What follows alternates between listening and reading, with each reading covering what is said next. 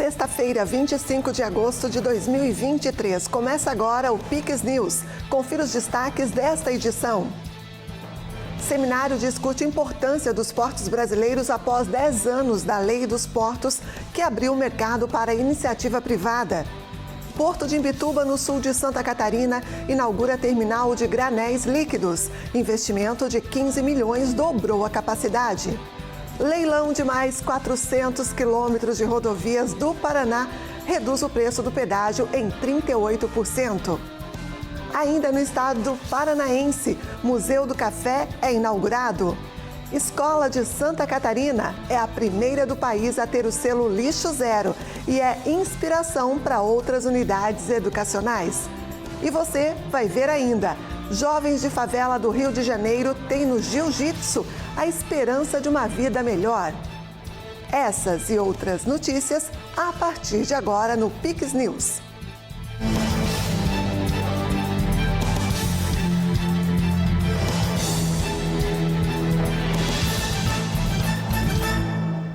Olá, obrigada pela sua companhia. O Paraná sediou nesta sexta-feira o Seminário de Gestão dos Portos Públicos Brasileiros.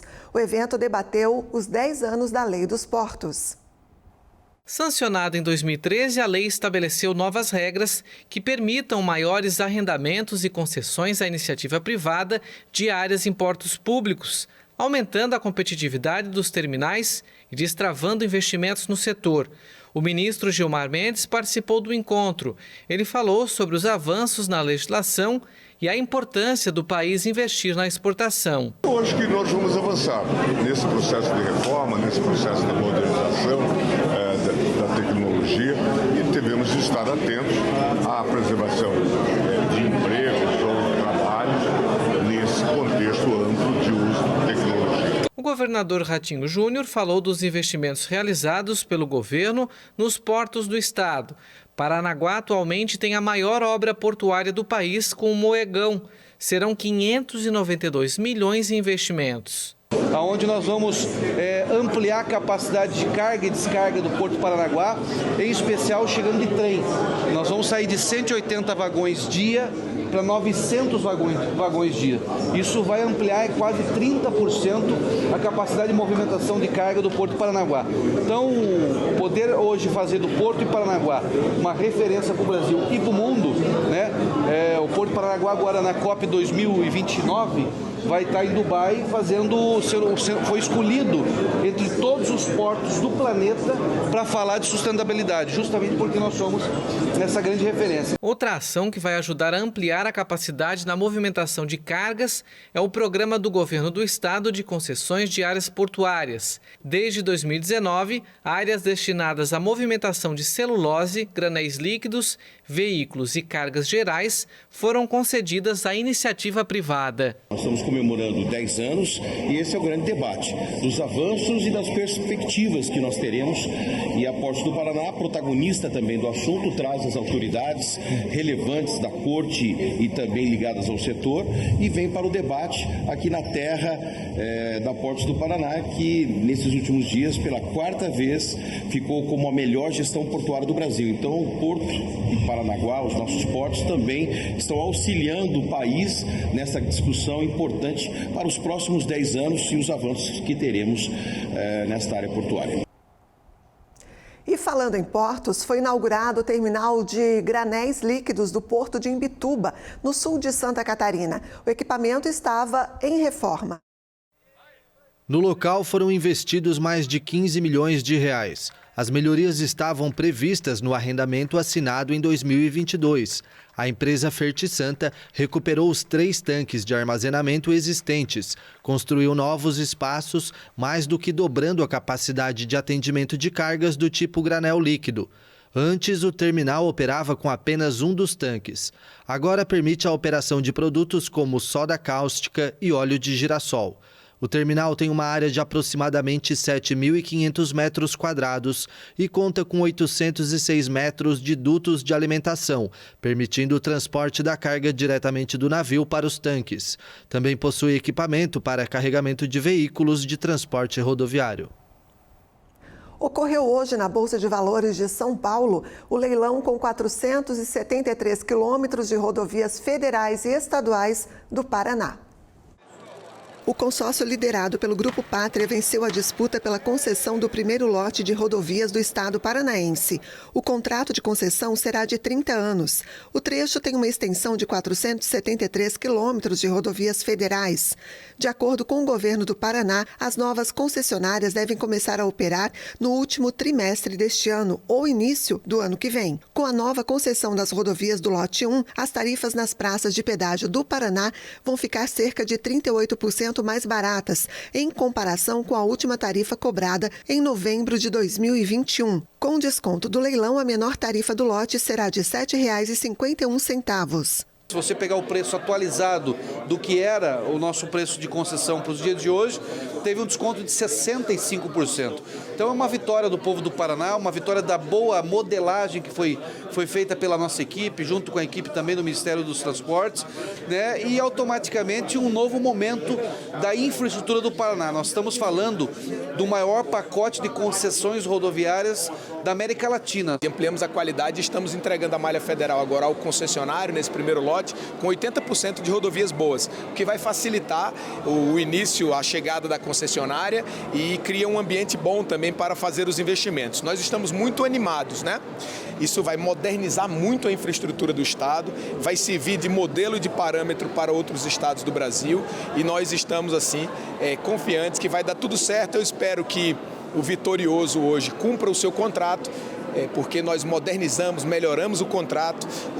Os contratos agora têm mais saúde, mais flexibilidade, mais transparência, arbitragem independente para conflitos. Isso vai garantir mais saúde, porque são contratos de 30 anos.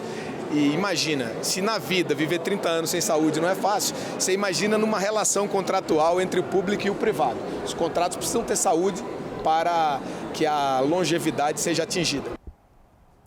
O governador do Rio Grande do Sul, Eduardo Leite, e a secretária da Fazenda, Priscila Santana, se reuniram com o relator da reforma tributária no Senado, Eduardo Braga, para então apresentar o posicionamento do governo em relação ao texto que tramita no Senado Federal. Na conversa com o senador, Eduardo Leite ressaltou a necessidade de um atendimento por parte do Legislativo a respeito das particularidades da situação fiscal do Estado, a fim de evitar que a reforma não contemple as demandas para o desenvolvimento do Rio Grande do Sul. Os principais pontos levantados pelo governador e pela secretária são os critérios para a divisão da arrecadação, o Fundo de Desenvolvimento Regional e a governança da distribuição dos recursos. O governo defende que sejam estabelecidos critérios populacionais na repartição do bolo tributário entre os estados. O mais importante no modelo de governança do Conselho Federativo é que justamente nenhum estado, nenhuma região possa preponderar sobre as outras, impondo algum tipo de sacrifício ou prejuízo a outras regiões. Então, no critério que veio da Câmara, que estabelece critério populacional, né, além de formar a maioria, tem que formar uma maioria de 60%, nos parece um critério imperfeito ainda, né? O critério original que estavam falando era maioria simples, ou seja, forma a maioria de estados. Bom, aí você juntar duas regiões como, por exemplo, Norte e Nordeste, não quero fazer aqui divisão, não aposto em divisão, defendemos, né, convergência, mas você pegar o Nordeste tem 9, o Norte tem 7 estados, então vamos 16 estados, o Norte e o Nordeste poderiam, fechando questão, as outras regiões todas do Brasil sendo contrárias, forma-se uma maioria. Está errado. Bom, o contrário também, se Sul, Centro-Oeste, ou Sul e Sudeste e Norte se juntassem, outras regiões perderiam. A gente entende que tem que ter critério em que, além de formar a maioria simples, tem que ter uma maioria em cada uma das regiões. Bom, aí todas as regiões têm que ter não é unanimidade, mas tem que ter uma maioria formada. Isso guarda melhor lealdade federativa. Então o critério populacional acaba fazendo com que eventualmente um estado ou um pequeno conjunto de estados possa ter um poder de veto em relação ao restante, o que também não é adequado. A gente entende que existem assim sinergias, né, entre as regiões, que se você tiver um critério justamente em que a região precisa dar uma maioria de votos, Se alguma coisa for ruim para um conjunto de estados de uma região, aquela região não concordará, muito bem. E você vai ver a seguir, o operador nacional aponta que Brasil terá 5% a mais de consumo de energia em setembro. Biopolímero, substância que pode levar à morte, é usada para estética e causa sequelas em pacientes. E ainda nesta edição, a gente te mostra que no Rio de Janeiro, o jiu-jitsu tem ajudado jovens de comunidades carentes a terem um futuro melhor. E no Paraná, o museu resgata a importante história do café para o Brasil. Neste fim de semana, bora fazer um comprão. Vem pro Sabadão e Domingão do melhor preço. Tem biscoito por R$ 4,39 a partir de 6 unidades. Fraldinha vazio ATC inteiro a vácuo a partir de R$ 19,90 o quilo. Açúcar doce super extra fino ou cristal 5 quilos, R$ 16,59. Café 3 corações 500 gramas, R$ 11,49. Leite condensado Triângulo Mineiro 395 gramas, leve 3 ou mais por R$ 3,79 cada. Lava-roupas Tixan IP 2,4 kg, R$ 20,99. Melhor preço é no comprão. Mel Garden Floricultura e Paisagismo. Serviços especializados em instalações de jardins verticais, buquês para presente, paisagismo interno e externo. Grande variedade de orquídeas, plantas, vasos, fertilizantes, terra e substrato. Na Rua Lajeado 369, bairro Pinguirito, em Garopaba.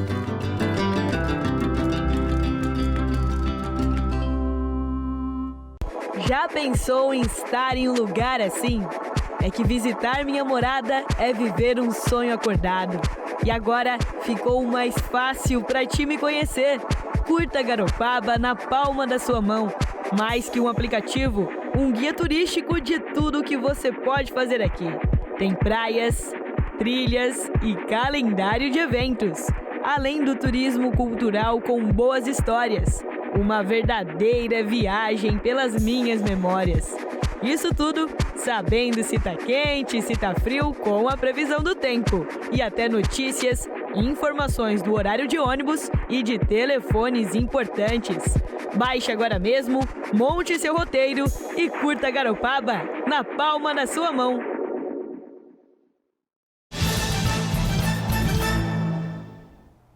Estamos de volta agora, 8h20.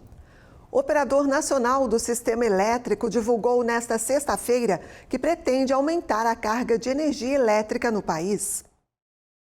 No boletim divulgado, a previsão feita pela ONS, de acordo com a demanda média requerida, é que a carga própria de energia ultrapasse 74 mil megawatts no mês de setembro, um aumento de 5% em relação ao mesmo período no ano passado. O órgão estimou que as chuvas que chegarão no próximo mês nos reservatórios de usinas hidrelétricas deverão ficar acima da média histórica apenas na região sul do país. De acordo com os modelos de previsão adotados pelo ONS, as demais regiões devem receber menos chuva do que costuma ser registrado no mês. O operador estimou ainda que os reservatórios do Sudeste e Centro-Oeste, que concentram a principal capacidade de armazenagem do país, terminarão o mês com níveis próximos a 74% da capacidade. De acordo com a última atualização divulgada ontem, o subsistema da região está operando com 80% da capacidade de armazenamento. E na Venezuela, o preenchimento com biopolímeros foi altamente comercializado para procedimentos estéticos. A prática, proibida desde 2012, é de alto risco para a saúde, mas é oferecida como eficaz e menos invasiva do que uma cirurgia tradicional. Os pacientes injetados com a substância sofrem as consequências até hoje. A Venezuela é um país famoso pelas misses universais e, consequentemente, a busca pela perfeição estética. As cirurgias plásticas estão profundamente enraizadas na cultura do país. Por anos, tratamentos com biopolímeros foram comercializados em larga escala para aumentar glúteos, seios ou, no caso dos homens, até o pênis. O procedimento é de alto risco para a saúde, mas é oferecido como eficaz e menos invasivo do que a cirurgia tradicional. Apesar de ser proibido desde 2012, quem foi preenchido com a substância ainda sofre as consequências. A má decisão de injetar biopolímeros foi porque me estereotipei, porque não me senti satisfeita com minha silhueta. A presença dos biopolímeros no organismo ativa o sistema imunológico, que não para de combater o produto e pode provocar febre, inchaço e dor. Ao longo dos anos, Maria recebeu o diagnóstico de artrite, reumatismo e lúpus, antes dos médicos descobrirem a verdadeira causa das dores que sentia. Nunca passou pela minha cabeça que pudesse ser uma consequência dos biopolímeros. Maria teve que fazer 2 cirurgias, uma para extrair a substância e outra para a reconstrução do corpo. Sob o rótulo de biopolímero, estão incluídas substâncias sintéticas como parafina ou silicone líquido. Ao contrário das próteses, elas são injetadas e expandidas dentro do corpo. Então, removê-las não é fácil. O cirurgião plástico, estético ou geral que oferece a um paciente a possibilidade de remover 100% do material de preenchimento está mentindo. Sempre haverá uma pequena quantidade de material sintético que permanece. Porque, ao contrário de um implante mamário, ele não vai estar coberto por uma cápsula que o isolará do resto do corpo. As operações de extração do produto podem custar até $11 mil, mais de R$50 mil. Não há números oficiais de afetados por esse tipo de tratamento, que inclusive já causou mortes documentadas na imprensa. Mas cada vez mais pessoas chegam às clínicas e hospitais com dores crônicas depois de anos sofrendo em silêncio. Imagens de drone divulgadas pela Associação Ambiental Italiana Legambiente mostraram o derretimento da geleira alpina Rutor, enquanto uma nova onda de calor assolava a Itália. Segundo os dados divulgados pela entidade, o local está cada vez mais ameaçado pelos efeitos das alterações climáticas e perdeu cerca de 4 quilômetros quadrados de superfície desde 1865, dos quais 1,5 quilômetro foram perdidos nos últimos 50 anos. A Agência Nacional de Proteção Ambiental, a Vale d'Aosta, disse que, embora a acumulação da geleira no inverno de 2023 esteja entre as melhores dos últimos 20 anos, um balanço de massa negativo é esperado no próximo verão. Repensar, reduzir, reciclar. Essas 3 palavras estão escritas na parede da Escola de Ensino Básico Aldo Câmara da Silva, de São José, município em Santa Catarina, que recebeu o título de primeira escola lixo zero do país. Como a gente, inclusive, já mostrou aqui no Pix News. A unidade escolar hoje é inspiração para muitas outras. O projeto nasceu em 2019 nas aulas de português e, após um seminário, os alunos se desafiaram a reduzir em pelo menos 90% a produção de lixo. Em 2020, com a pandemia, o processo passou por uma transformação pedagógica. O objetivo principal era fazer com que os alunos tivessem argumentos para trabalhar um artigo de opinião, trabalhar a argumentação. E partindo sempre do empírico para o científico, o tema gerador era sacolas plásticas, né? Do cotidiano dos alunos, que eles sabiam falar, que fazia parte do seu dia a dia. A partir dessa temática principal, a gente começou a mergulhar em outras temáticas que também traziam a questão da sustentabilidade e do como o ser humano se envolve no meio ambiente, como ele faz parte disso.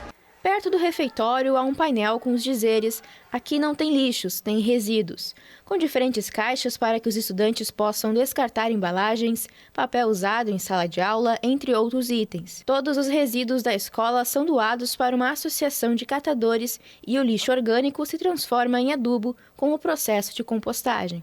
Ele não é mais um projeto, hoje já é um programa Lixo Zero e para nós é uma forma de viver.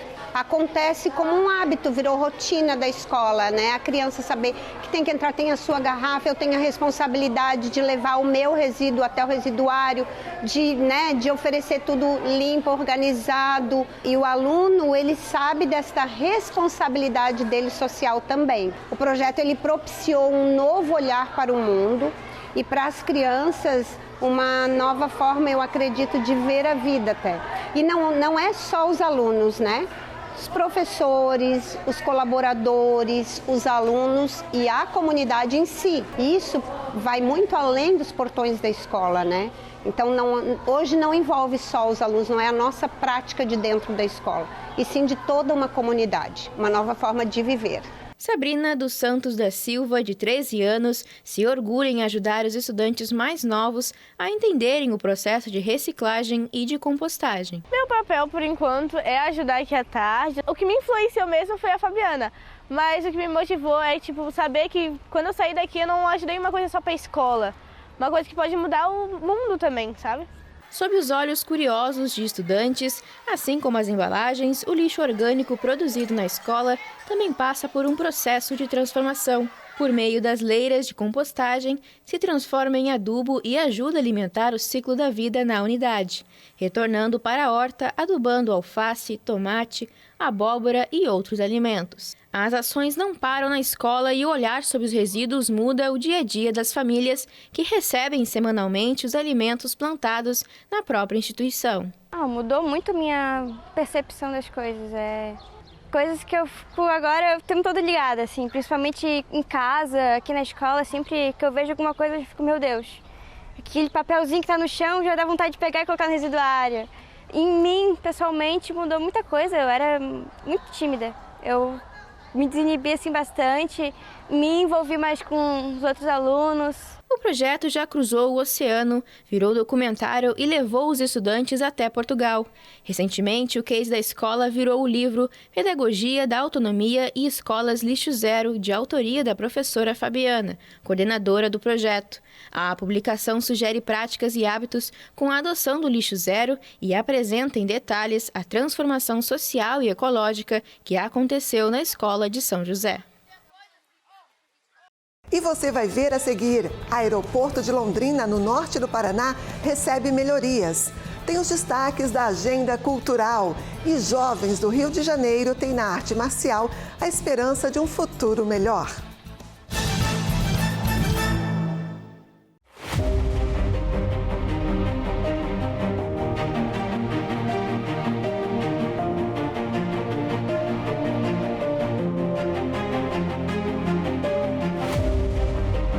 Somos emoção e razão.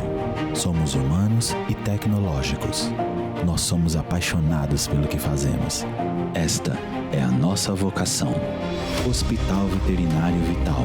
Unidade Laguna, Unidade Imbituba, Garopaba. Aí galera apaixonada por carros, motos e objetos antigos, curte o bom e velho rock and roll, música ao vivo, show, gastronomia típica de pub e ainda o chopp bem gelado, coroado como o terceiro melhor do Brasil. Tá na hora de vir pro D20, pessoal. Vem viver essa experiência com a gente. Head out on the highway, looking for adventure, and whatever comes our way. Somos a JJ Hotels Group. Com uma equipe especializada, vamos ajudar o seu hotel ou pousada a crescer nas vendas. Cuidamos de toda a parte de marketing e central de reservas, para que o seu hóspede tenha um atendimento privilegiado e a atenção que ele merece. Além de uma experiência de 10 anos no mercado, contamos com os melhores sistemas para o controle da sua hospedagem. Você se preocupa em receber os seus hóspedes, nós nos preocupamos em levar eles até você. Estamos de volta com o Pix News. E a Agência Nacional de Energia Elétrica, a ANEEL, manteve a bandeira tarifária verde para o mês de setembro. Lembrando que as contas de luz, elas estão sem a cobrança tarifária desde abril de 2022. Iniciaram as obras de melhorias de estrutura no aeroporto Governador José Richa, de Londrina, no norte do Paraná. Com investimento de R$ 185 milhões, a capacidade do aeroporto deverá triplicar após a finalização das obras que está prevista para o fim de 2024. No ano passado, cerca de 340 mil passageiros embarcaram no local. A responsável pela elaboração dos trabalhos será a empresa CCR Aeroportos, que administra o terminal aéreo desde março de 2022. Todos nós trabalhamos muito para que isso acontecesse, investimento que passa de 180 milhões de reais, que vai transformar o aeroporto de Londrina, vai ser um outro patamar, né? Patamar à altura da cidade de Londrina, um aeroporto que vai atender toda a região norte, estratégico para o desenvolvimento do nosso estado. Nós vamos voltar a ter um fluxo maior de 1 milhão de passageiros e coloca realmente Londrina no mapa da aviação com a sua importância e a sua relevância. Então nós estamos agora acompanhando as obras e trabalhando para a ampliação dos voos, inclusive aqui para a cidade de Londrina. A pista será ampliada, vai ser instalado o ALS e o ILS. O que é isso? São instrumentos que facilitam o voo e aumentam a segurança do voo. Construído um novo terminal de embarque, os fingers, que são aqueles caminhos, e vai colocar o aeroporto da cidade de Londrina num novo patamar, colocando ele equiparado aos maiores aeroportos do mundo. Entre as principais ações planejadas está a ampliação da área de saguão de passageiros. Além disso, uma extensão do pátio de manobra das aeronaves. Também será instalado um sistema de pouso por instrumentos e sistema de luz de aproximação, tecnologias que auxiliam os pilotos durante as fases críticas do voo. A iniciativa busca aumentar o interesse de visitantes ao estado do Paraná. Balanço do volume de visitantes nos estados e no país, e o Paraná cresceu 27% o número de turistas no nosso estado, no primeiro quadrimestre. Então é uma demonstração que quando você cria esse ambiente de logística, aumentando o número de voos, estruturando também os nossos aeroportos, você também coloca isso, um potencial a mais para o turismo regional e o turismo do nosso estado. E falando em Londrina, foi inaugurado hoje o novo Museu do Café, bebida que faz parte da história da economia do estado paranaense. Ferramentas, rótulos de marcas antigas de café, esses são alguns dos objetos expostos no novo espaço cultural, localizado na unidade Sesc Londrina Cadeião. O espaço preserva a história de um dos ciclos econômicos mais importantes do Paraná, principalmente para a região norte do estado, nas décadas de 1940 e 1970, tempo áureo do café. E o café faz parte da história do paranaense, Seja diretamente ou indiretamente. Quantas famílias, como a do meu avô, vieram para cá justamente para trabalhar no café, Tanto é que nós, em especial norte do Paraná, norte pioneiro, foi uma colonização de mineiro, foi uma colonização de paulista, que vieram justamente desbravar o Paraná naquela época onde tinha o ouro preto, que era o nosso café. Vai contar uma história do passado para os nossos netos, os filhos dos nossos netos e assim por diante. Ou seja, estamos aqui preservando aquilo que foi o grande momento da economia do Paraná, que foi o café. Eu acho que isso aqui, na verdade, é uma memória viva daquilo que aconteceu, que a gente vai preservar. No local já existem salas de dança, yoga, biblioteca, encontros de costura, artes visuais, educativos e musicais. O museu contará com 2 tipos de exposições. As longas, que terão duração média de 2 anos, e as curtas, com artistas contemporâneos. Além disso, uma sala imersiva que será trocada a cada 6 meses. A gente quis trazer essa questão do café, que é tão afetivo para a nossa cidade, que é a nossa criação, e só que com um olhar mais contemporâneo. Então, falar também das pessoas que foram esquecidas, das mulheres, crianças, imigrantes, migrantes. Então, a gente traz toda essa narrativa para o Museu do Café. E a gente também tem a parte contemporânea também, que são os artistas londrinenses, que trazem esse olhar para o café, e a gente também tem uma sala imersiva também. Essa história tem que ser preservada, As crianças de hoje tem que entender como é que o Londrina chegou até aqui, como que o norte do Paraná se transformou nessa potência até aqui, E tudo isso foi fruto do café e das pessoas que trabalharam nas lavouras de café. O mestre Douglas Rufino trabalha há 20 anos salvando vidas através do jiu-jitsu na favela do Cantagalo, no Rio de Janeiro, onde esta arte marcial mexeu com a sociedade no início do século. Visto como aos olhos nos anos 1990 e início da década de 2000, o esporte virou a página e hoje é uma marca do Rio de Janeiro e também do Brasil. Favela do Cantagalo, entre Copacabana e Ipanema, zona sul do Rio de Janeiro. No alto do morro, há 20 anos, o mestre Douglas Rufino salva vidas através do jiu-jitsu.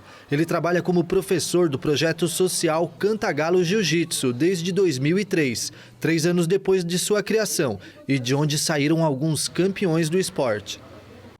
Então, cara, o projeto nasceu em 2000 com o intuito de ajudar as crianças aqui da comunidade, intuito de dar um futuro melhor e dar uma oportunidade dos jovens como eu, como outros amigos meus, a poder viver do esporte, a viver do jiu-jitsu. Além dos movimentos e técnicas dessa arte marcial de origem japonesa e vertente brasileira, os jovens aprendem valores para a vida.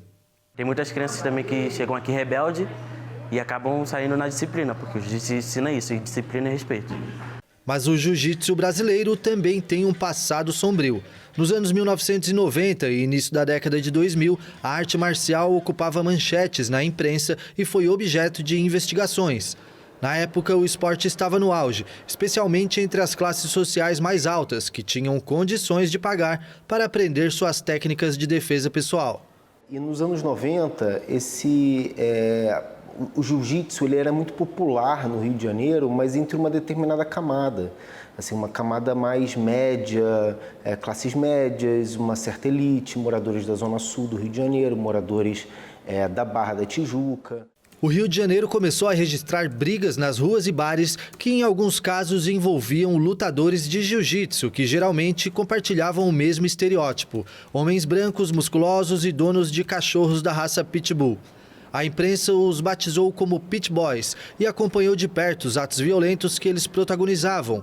Décadas depois, o jiu-jitsu, hoje, é uma marca nacional. Hoje, você chega no Rio de Janeiro, o jiu-jitsu é tão conhecido quanto o nosso futebol, né? As crianças das comunidades, diversos campeões, diversas pessoas que mudaram ou têm a sua vida mudada pelo jiu-jitsu, isso porque ele chegou nesses lugares.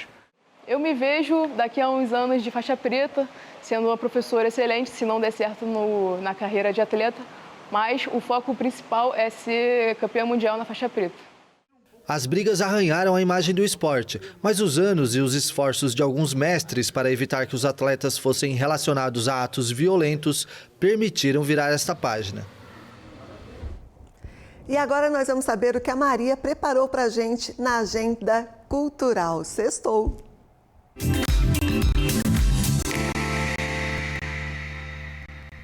Olá, sou Maria Fernanda Roxo e esta é a agenda cultural de hoje. O mês de setembro vai começar bem musical em Santa Catarina. Já no primeiro dia do mês, a banda de pop rock Jota Quest vai agitar a grande Florianópolis. A banda mineira é dona de hits como Fácil, O Sol e pela regravação de Encontrar Alguém e muitas outras canções, estará em solo catarinense com a turnê especial J25 de Volta ao Novo. O show será no dia 1º de setembro na Arena Opus, em São José. As apresentações devem começar às 10 da noite, mas a casa abrirá a partir das 8 horas. Os ingressos podem ser adquiridos no site uhu.com.br. Os valores custam a partir de R$ 54. Gente, Jota Quest marcou uma geração inteira e continua a fazer parte da vida das novas gerações. Afinal, a música tem esse poder. Falando em novas gerações, os sertanejos também vão marcar presença nesse início de setembro. No sábado, dia 2, Jorge e Mateus se apresentam em Itajaí. E no domingo, Maiara e Maraísa em Concórdia, no Oeste Catarinense. Os goianos estarão se apresentando no Centro Eventos Governador Henrique da Silveira, na cidade de Marejada, em Itajaí. O show será no dia 2 de setembro, no sábado. O Centro de Eventos abrirá as portas às 9 horas da noite. O show deve iniciar lá pelas 11 horas. Confira os valores dos ingressos no site passelivre.com.br. Já a dupla feminina Maiara e Maraísa estará na Expo Concórdia 2023, no dia 3 de setembro, no domingo. O show das cantoras está previsto para depois das 10 da noite. A Expo Concórdia 2023 é uma feira que promete ser a maior de todas da cidade. As apresentações são gratuitas e contam com vários outros shows nacionais para agitar a noite. Minha gente, vai acontecer muitos shows de artistas ótimos nesse início de mês. Mas calma que tem muitos outros que também vão acontecer. Esses são só alguns que separei para hoje. É sempre bom dar uma conferida nas redes sociais das bandas sobre os shows para ter certeza de onde reservar seus ingressos e saber de possíveis atualizações. E essas foram as dicas da Agenda Cultural de hoje. Espero que você tenha gostado. Quando der, a gente volta.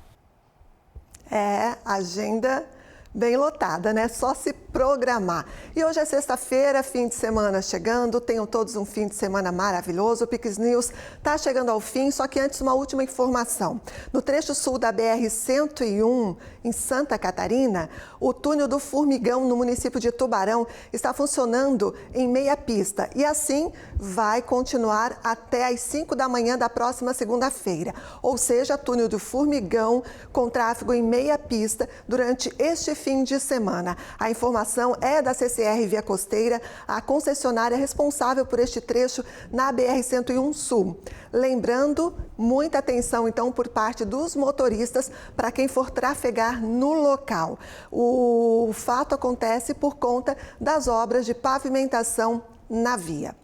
Muito obrigada a você pela companhia nesta sexta-feira. Lembrando que você pode rever essa edição do nosso canal no YouTube. Basta procurar PixTV HD. Pix TV HD, perdão. Mais notícias no nosso site pixtv.com.br. Boa noite a todos e até amanhã. Pix TV é notícia todo dia.